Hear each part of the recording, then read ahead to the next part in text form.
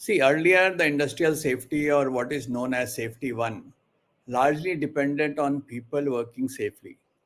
Fortunately, in power plants, process safety is inbuilt in design, being an old industry.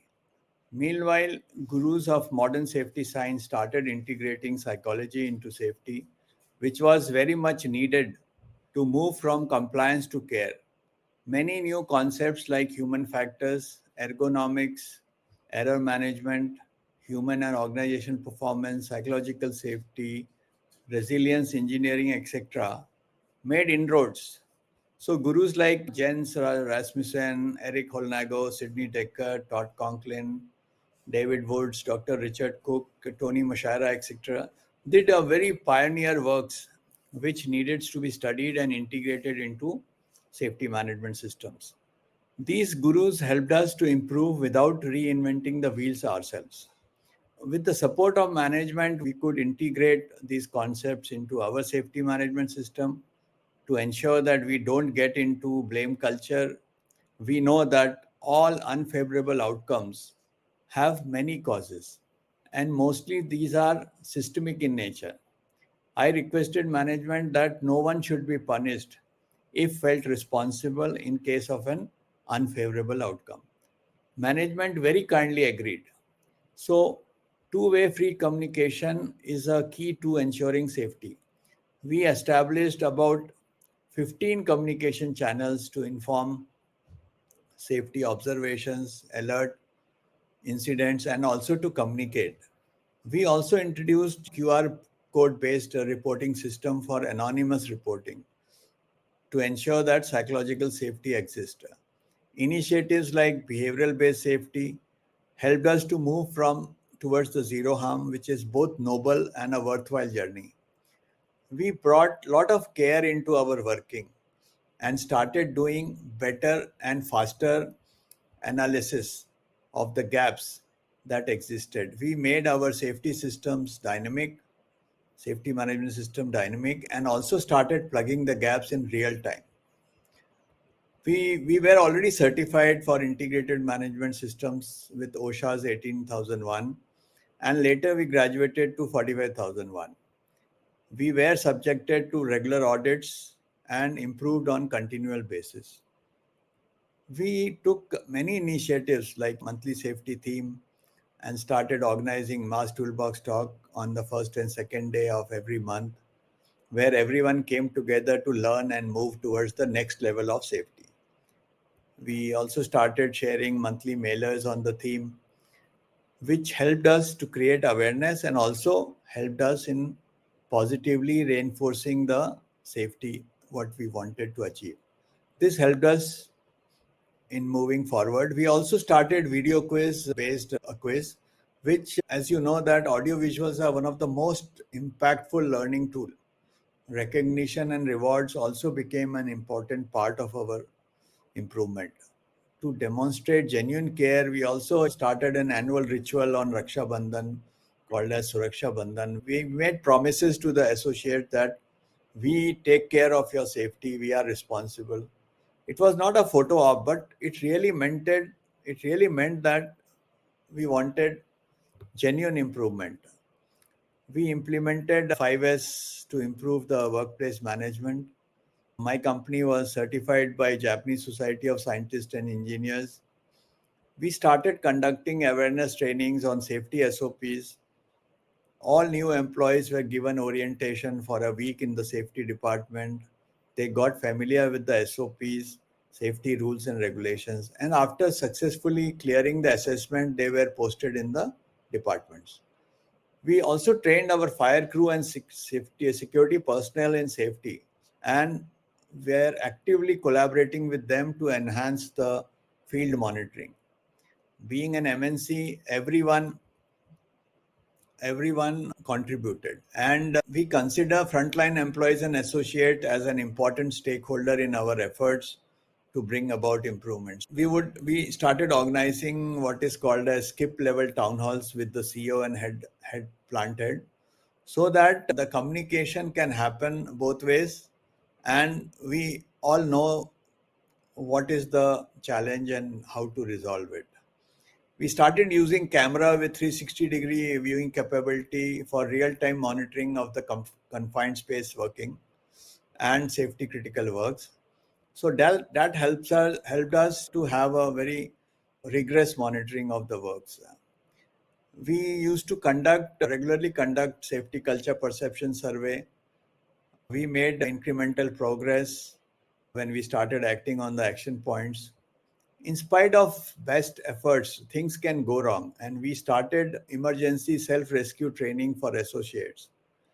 We brought state-of-the-art rescue equipments, and to demonstrate our commitment, we prepared a zero harm vision policy, and we continually built a strong safety culture to move towards zero harm. It was a worthwhile journey, and it continues. Yeah.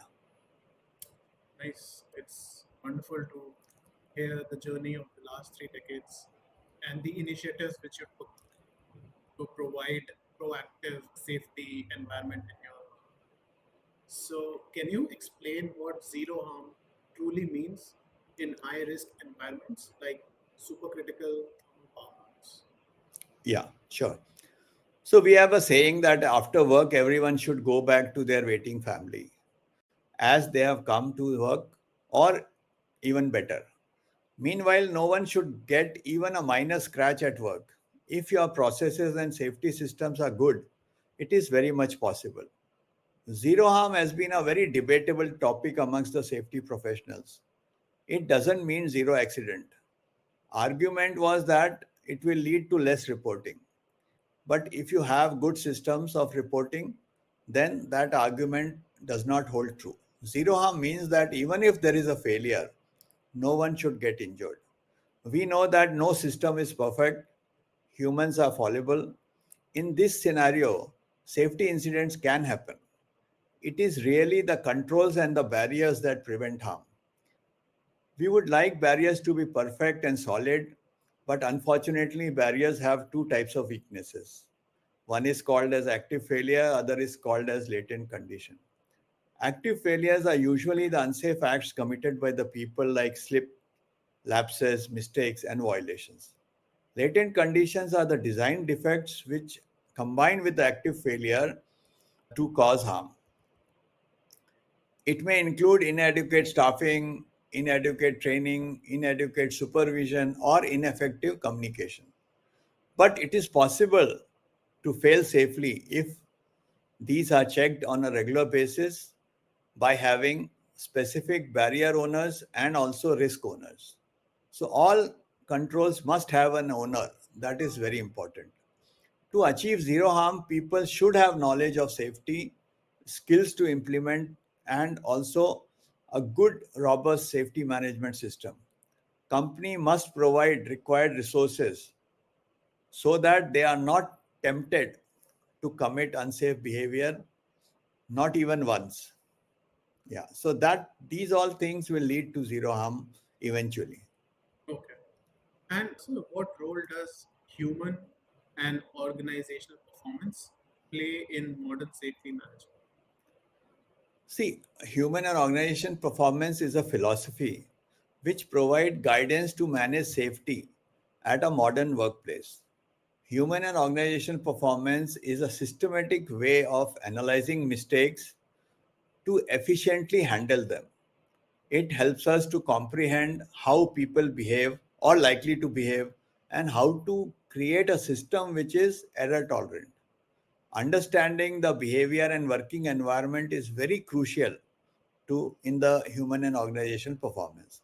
So human and organization performance basically has five principles. First one is context drive behaviors. Various conditions at workplace contribute to the behavior that result in workplace accidents. So context refers to the factors that surround an occurrence, such as unfavorable procedure, tiredness, damaged equipment, or even performance pressures. The second principle is blame fixes nothing. Though the leaders are well aware of the destructive nature of blaming, yet doing so is still a prevalent response at workplace. This is the reason why we decided not to punish anyone in my organization. Okay. So human and organization performance emphasizes the notion that blaming and punishment is harmful to the safety. BBS, like behavioral based safety, also supports this viewpoint by looking at the context in which unsafe behaviors occur. Through safety observations, BBS provides management and workers with the information about the general workplace safety.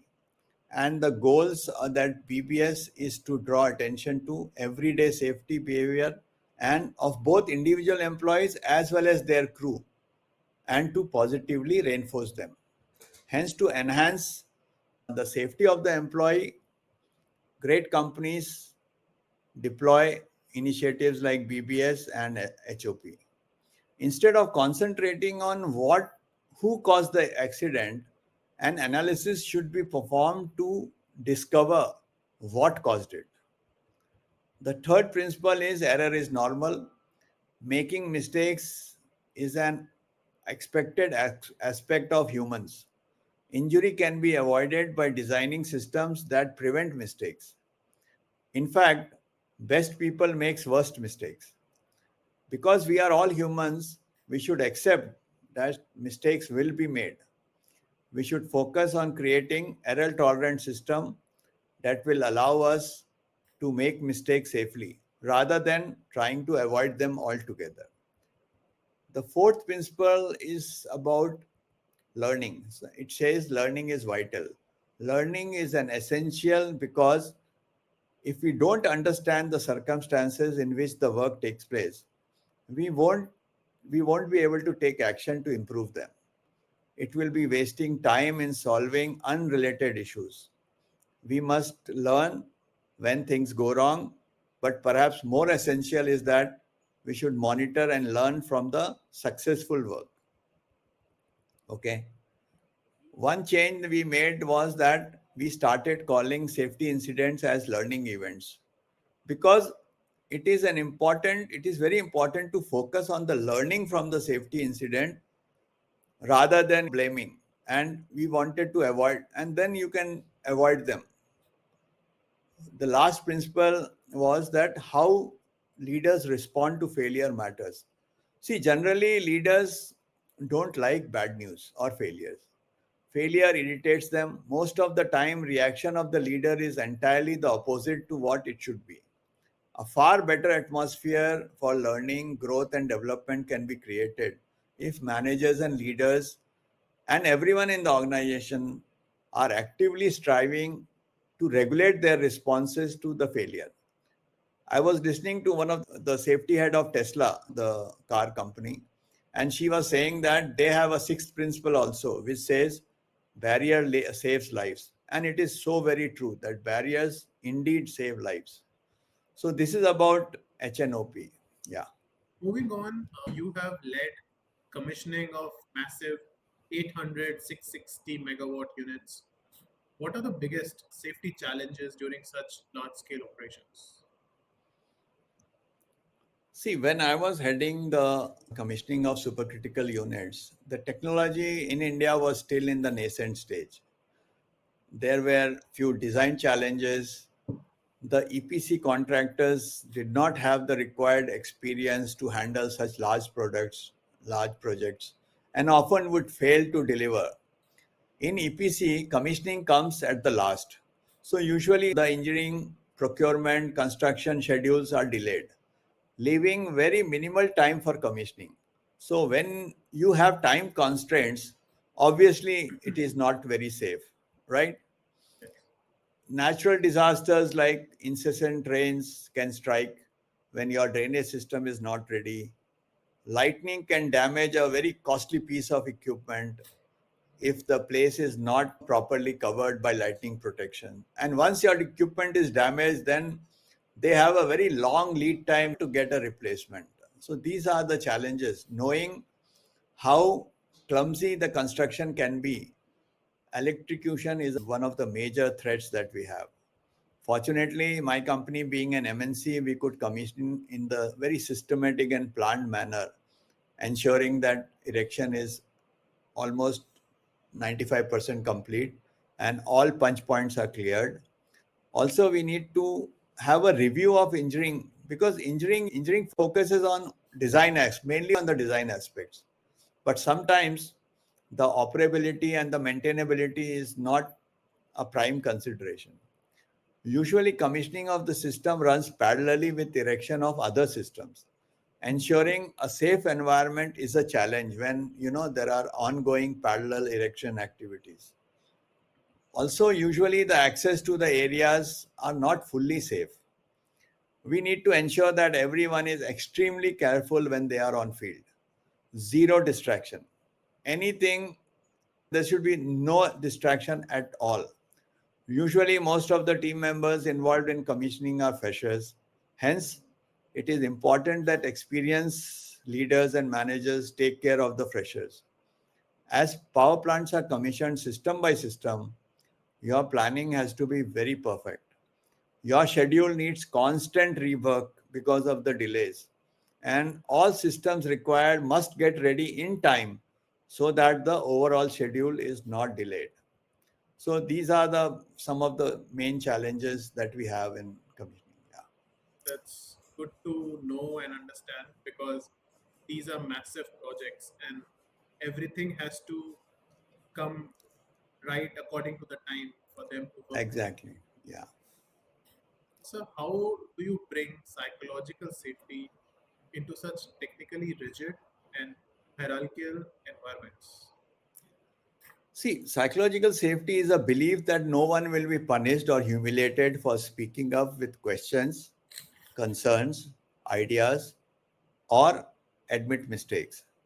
So, firstly, you start with having an in house survey to find the actionable points. To enhance the psychological safety, we formed the area specific teams of frontline engineers and associates to know and address their challenges. We increased the communication channels. We even started, as I was telling, we adopted this QR code for anonymous reporting. We started organizing skip level town halls with CEO, and gradually they opened up. We also started mentoring the associate so that we have first hand information about their challenges.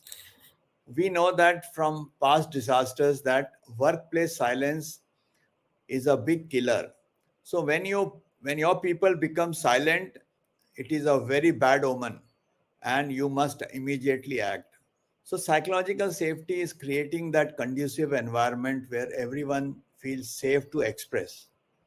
Yeah, That's great, because psychological safety is something you cannot see. So, it's very tricky situation to bring that concept into the mind of everyone. Okay. correct. Correct. What are some real world examples where a shift in safety culture directly prevented a major accident? So zero harm, as I said, is a journey. It takes time, consistent efforts, and requires management and team support. And also the resolve on the part of the entire team. We really adopted this in 2018. We started making corrections to our safety management system based on the gaps that we observed on the field in real time. We launched many initiatives like BBS, started integrating the new concepts to like human factors, HOP, psychological safety into our safety management system. We changed the incident investigation into a learning event and analysis, because investigation is something which is fearful, but analysis is something which is more positive. So ensuring that this analysis is done immediately and in the shortest possible time when facts are still fresh in the minds, it really helped us to find the exact systemic causes and address them. We started analyzing each and every near miss and first aid events. I read and realized that autopilot and complacency are not something which is not deliberate. In fact, it is a normal functioning of the brain. So when you read and when you learn, you find many concepts. We start looking concepts in a new light. Like what we really need is developing an error tolerant system, regular audits and surveys. So these will help you to find the gaps and also to address them in a shortest possible time. Yeah. How important is training and behavioral change in achieving sustainable safety practices at all levels? See, training both classroom level and also skill enhancement is the key, because these are the fundamental requirements for a safe outcome. When you start understanding the concept and you can apply the things that you have learned, they automatically start to work and behave safely. The systems of the company also must help in removing the bottlenecks and providing them with all the required resources for safer outcomes. Because if the systems are not helping, then the behavior may not be safe. So, actually, if you see knowledge, skill, and systems, these are the main causes of someone behaving unsafe, almost in 95% cases. Yeah. Sir, as we come closer to finishing first today, looking forward, what should the next generation of safety leaders focus on to take the zero harm mission forward? Yeah. See, first thing is the belief that zero harm is possible and it is a journey. This is the first thing that we should accept with our heart. Okay. Secondly, is the resolve of the management and team to take the zero harm as a vision and mission. Only when the entire team is focused, zero harm becomes a possibility. And everything that we have discussed so far, all of this is required to move steadily towards the journey in for achieving zero harm. Everything that we have discussed so far. Yeah. Right. Thank you, sir. So today we have learned a lot about different aspects of zero harm protocols, and we understood that safety isn't just about protocols, it's about people, culture, and proactive leadership. Yeah. Mr. Rao's journey reminds us that with the right mindset and systems, zero harm isn't just a vision, it's an achievable mission. Thank you for joining us on this insightful episode. Stay safe, stay aware, and keep driving change. Until next time, stay safe, take care, and have a nice day. Bye bye. Thanks. Thank you.